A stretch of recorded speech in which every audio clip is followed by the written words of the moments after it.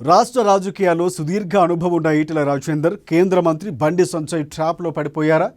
ఆ గందరగోళంలోనే లైన్ దాటారా? తిరుగుబాటు బావుట ఎగురవేయటం ద్వారా బీజేపీలో ఇబ్బందులు కొని తెచ్చుకున్నారా? తాజా పరిణామాలు ఈటెలకు వ్యతిరేకంగా మారాయా? సహనం కోల్పోతే నష్టం జరిగేది ఈటెలకేనా? పరిస్థితి ఇలాగే ఉంటే ఈటెల కూడా మరొక రాజాసింగ్ అవుతారా అంటే అవుననే సమాధానం వినిపిస్తోంది.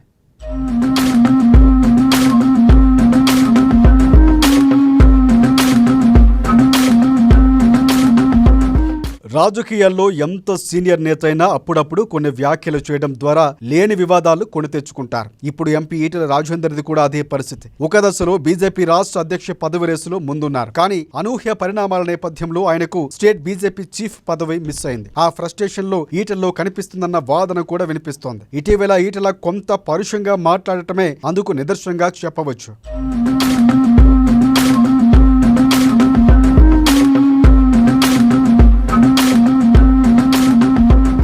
బండి సంజయ్ తనకు పదవి రాకుండా అడ్డుకున్నారని ఈటెల భావిస్తున్నారట. అందుకే ఇద్దరి మధ్య చాలా గ్యాప్ వచ్చిందన్న ప్రచారము జరుగుతోంది. ఈటెల బండి మధ్య గ్యాప్ ఇప్పటిది కాదట. 2023 నుంచే ఇద్దరి మధ్య లొల్లి షురూ అయిందని చెబుతారు. 2023 అసెంబ్లీ ఎన్నికలకు ముందు కట్టప్ప బాహుబలిని ఎందుకు చంపాడు అనే ప్రశ్న కంటే బండి సంజయ్ ని అధ్యక్ష పీఠం నుంచి ఎందుకు తప్పించారు అనే ప్రశ్న తెలంగాణ రాష్ట్ర రాజకీయాల్లో హాట్ టాపిక్ గా మారింది. ఆ తర్వాత దాని తాలూకా ప్రకంపనలు ప్రతి సందర్భంలోనూ చర్చకు వస్తున్నాయి. అప్పట్లో బండి సంజయ్ ని అనూహ్యంగా తప్పించడం వెనక ఈటెల రాజేంద్రే ఉన్నారని ప్రచారం కూడా జరిగింది. బండిని తప్పించాల్సిందేనని హైకమాండ్ పెద్దల దగ్గర ఈటెల లాబింగ్ చేశారని కూడా బండి వర్గం భావన. ఆ లాబింగ్ దెబ్బకే అప్పట్లో ఆయనను అనూహ్యంగా తప్పించారన్న అనుమానాలు కూడా ఉన్నాయి. బండి సంజయ్ తొలగింపుతో బీజేపీకి ఎక్కువ నష్టం జరిగిందన్న వాదన కూడా ఉంది.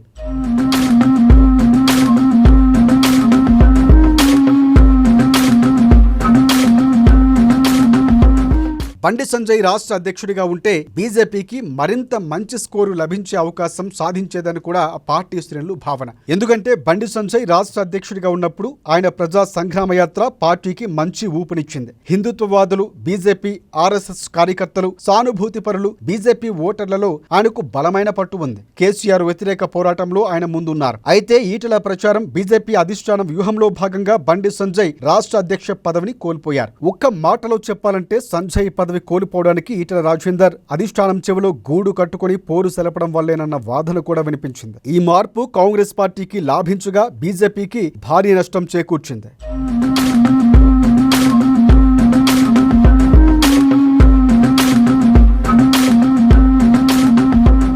బండి సంజయ్ తొలగింపుతో బీజేపీకి నష్టం జరిగిందా లేదా అన్నది పక్కన పెడితే అప్పటి పరిణామాలు ఇప్పటికీ వెంటాడుతున్నాయి. ఆ తరువాతే ఈటెల రాజేందర్, బండి సంజయ్ మధ్య వారు తీవ్రమైందని టాక్ వినిపిస్తోంది. నిజానికి బండి సంజయ్ కట్టర బీజేపీ నేత కాగా ఈటెల ఎన్నికలకు ముందు బీజేపీలో చేరారు. అయితే అప్పట్లో టీఆర్ఎస్ నాయకత్వంపై తిరుగుబాటు చేసి బీజేపీలో చేరిన ఈటెల రాజేందర్ హుజూరాబాద్ ఎన్నికల్లో విజయఢంకా మోగించారు. కేసీఆర్ వ్యతిరేక ఓటును ఏకం చేయడంలో కీలక పాత్రను పోషించారు. ఈ విజయంతో ఆయనకు రాష్ట్ర అధ్యక్ష పదవి లభిస్తుందని కూడా చాలా మంది ఆశించారు. స్వయంగా ఈటెల కూడా ఆ పదవిని ఆశించారు. ఎందుకంటే రాజకీయ ప్రొఫైల్ అలా ఉంది. ఆయన 7 సార్లు ఎమ్మెల్యేగా, ఓసారి ఎంపీగా, 2 సార్లు మంత్రిగా పనిచేశారు. కీలకమైన ఆర్థిక మంత్రిగాను కూడా పనిచేసిన అనుభవం ఈటెల సొంతం. తెలంగాణ ఉద్యమ నేపథ్యం కూడా ఈటెల సొంతం. పార్టీ నూతన అధ్యక్షుడిగా నియమితులైన రామచంద్రరావు కంటే రాజకీయాల్లో కానీ, సామాజిక అంశాల్లో కానీ, రాష్ట్ర పరిస్థితులపై అవగాహన కానీ ఈటెలకు చాలా ఎక్కువ. ఒక దశలో బీజేపీ అధిష్టానం ఈటెల పేరును తుదిదాకా పరిశీలించింది. కానీ అనూహ్యంగా రామచంద్రరావును రాష్ట్ర అధ్యక్షుడిగా నియమించడం ఈటెల వర్గాన్ని తీవ్ర నిరాశకు గురిచేసింది.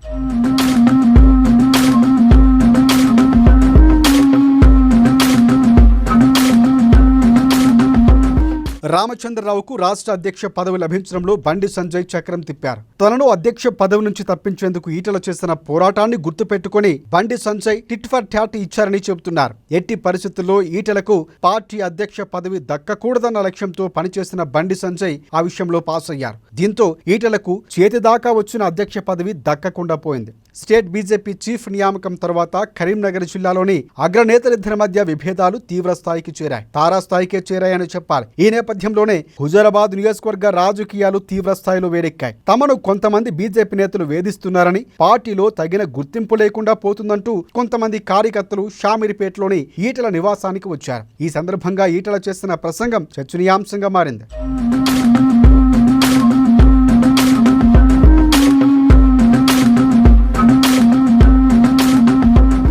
ఈటెల తన ప్రసంగంలో కొన్ని ఘాటు వ్యాఖ్యలు చేశారు. వాడు ఎవడు, వాడు సైకోనా, సాడిస్టా, వాడు మనిషా పశువా అంటూ ఇలాంటి కీలక వ్యాఖ్యలు ఈటెల్లో కట్టలు తెంచుకున్న ఆగ్రహాన్ని తెలియజేస్తున్నాయి. ఇవి ఖచ్చితంగా బండి సంజయ్ని లక్ష్యంగా చేసుకుని చేసినవేనని కూడా స్పష్టమవుతుంది. ఈటెల వర్గానికి చెందిన హుజూరాబాద్ అసెంబ్లీ నియోజకవర్గ ఇన్ఛార్జ్ గౌతమ్ రెడ్డి రాజీనామా లేఖలు ఈటెల వర్గాన్ని అణిచివేస్తున్నారు, అవమానిస్తున్నారు అని పేర్కొనటం బీజేపీలో అంతర్గత పోరును బహిర్గతం చేసింది.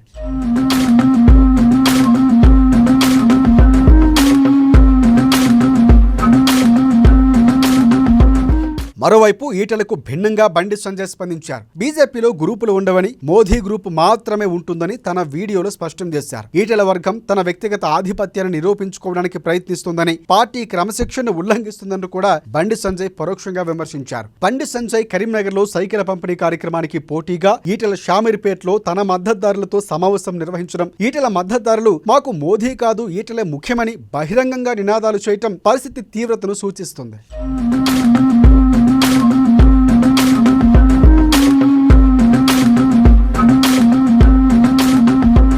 నిజానికి అపార అనుభవం ఉన్న ఈటెల బండి సంజయ్ ట్రాప్ లో పడిపోయారన్న చర్చ కూడా జరుగుతోంది. ఓపికగా ఉండాల్సిన సమయంలో అనవసరంగా మాట్లాడారు అన్న గుసగుసలు కూడా వినిపిస్తున్నాయి. ఎందుకంటే ఇతర పార్టీలు వేరు, బీజేపీ వేరు. ఇక్కడ ఓపిక, విధేయతకే పట్టం కడతారు. దానికి అనేక ఉదాహరణలు ఉన్నాయి. కొందరు నేతలకు లభించిన పదవులే అందుకు నిదర్శనమని చెప్పాలి. అలా చెప్పాల్సి వస్తే ఇంద్రసేనారెడ్డి, ఆయన చాలా కాలం ఏ పదవి లేకపోయినా ఓపికతో పార్టీకి కట్టుబడి పనిచేశారు. దీంతో త్రిపుర గవర్నర్ గా నియమితులయ్యారు. ఇక బండారు దత్తాత్రేయ కేంద్ర మంత్రివర్గం నుంచి తొలగించిన పార్టీకి విధేయుడిగానే కొనసాగారు. ఫలితంగా హర్యానా గవర్నర్ గా పనిచేసే అవకాశం ఆయనకు లభించింది. మరోవైపు డాక్టర్ లక్ష్మణ్ రాష్ట్ర అధ్యక్ష పదవి అయిపోయాక పార్టీకి లాయల్ గా పనిచేశారు. దాని ఫలితంగా ఓబీసీ మోర్చా జాతీయ అధ్యక్షుడి బాధ్యతలతో పాటు రాజ్యసభ సభ్యుడు, సెంట్రల్ పార్లమెంటరీ బోర్డు సభ్యుడు, ఇలా అనేకంగా 3 పదవులు పొందారు లక్ష్మణ్.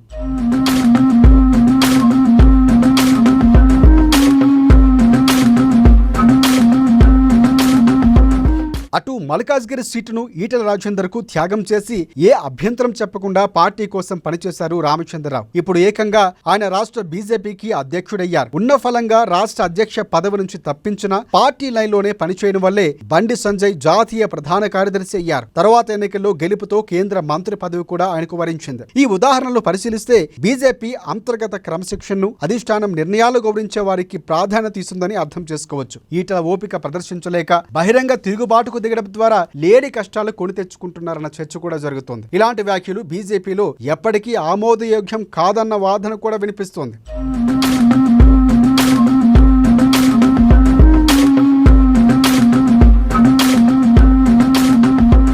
గోషామల్ ఎమ్మెల్యే రాజాసింగ్ విషయంలో బీజేపీ పార్టీ అధిష్టానం వైఖరిని ఒక్కసారి గుర్తుకు తెచ్చుకోవాలి. ఈటెల రాజేందర్ ఒక్కసారి ఆ పరిణామాలు పరిశీలించాలి. కాస్త సంయమనం పాటించి పార్టీ అంతర్గత సమావేశాల్లో తన వాదన చెప్పాల్సిందన్న వాదన వినిపిస్తుంది. కరీంనగర్ జిల్లాలో జరుగుతున్న రాజకీయ పరిణామాలు, కార్యకర్తల అభిప్రాయాలపై ఇన్నర్ మీటింగ్ లో చర్చకు తీసుకువస్తే పరిణామాలు మరొక రకంగా ఉండేవన్న అభిప్రాయాలు కూడా రాజకీయ విశ్లేషకులు వ్యక్తం చేస్తున్నారు. సీనియర్ నేతగా, కాషాయ పార్టీకి లాయలిస్ట్ గా ఈటెల కొంత సంయమనం పాటిస్తే మంచి ఫ్యూచర్ కూడా ఉండేదని టాక్ వినిపిస్తుంది. అన్నీ కలిసొస్తే ఆయన కేంద్ర మంత్రి కూడా అయ్యేవారని చెబుతున్నారు.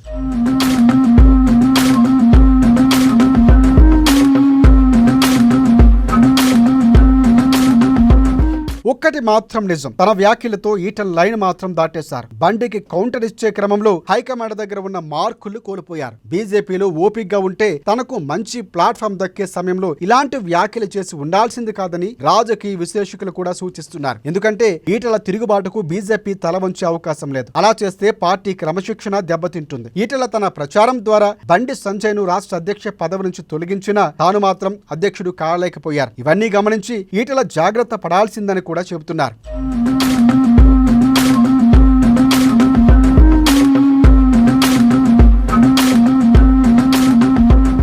మొత్తంగా తాజా పరిణామాలు ఈటెలకు ఎక్కువ నష్టాన్ని చేకూర్చాయన్న చర్చ జరుగుతోంది. అంతేకాదు ఈటెల కామెంట్స్ తో బండి సంజయ్ కు లాభం జరిగిందన్న గుసగుసలు వినిపిస్తున్నాయి. ఒక విధంగా చెప్పాలంటే బండి సంజయ్ తన వ్యూహంలో సక్సెస్ అయ్యారన్న వాదన కూడా వినిపిస్తోంది. ప్రతిఘటించే క్రమంలో ఈటెల చేస్తున్న వ్యాఖ్యలు సంజయ్ కి అనుకూలంగా మారాయన్న చర్చ కూడా మొదలైంది. ఇప్పటికే బీఆర్ఎస్ పార్టీ నాయకత్వంపై తిరుగుబాటు చేసి బీజేపీలో చేరిన ఈటెల రాజేందర్ ఇకనైనా జాగ్రత్తగా అడుగులు వేయాలి. ఒకవేళ నిజంగానే ఆయన బీజేపీలోనూ తిరుగుబాటు చేస్తే ఈటెల ఫ్యూచర్ ఇరకాటంలో పడే ప్రమాదం కూడా కూడా పొంచి ఉంది. ఆయన గట్టి బీసీ లీడర్ అయినప్పటికీ ఇంకో బీసీ లీడర్ గురించి మాట్లాడేటప్పుడు జాగ్రత్తగా ఉండాలని సూచిస్తున్నారు విశ్లేషకులు. మరి ఈటల ఇకనైనా జాగ్రత్తగా మాట్లాడతారా, లేక పంచు డైలాగులు పలికే క్రమంలో మరోసారి నోరు జారి తన రాజకీయ భవిష్యత్తును మరింత ఇబ్బందుల్లో నెట్టుకుంటారన్నది చూడాలి మరి.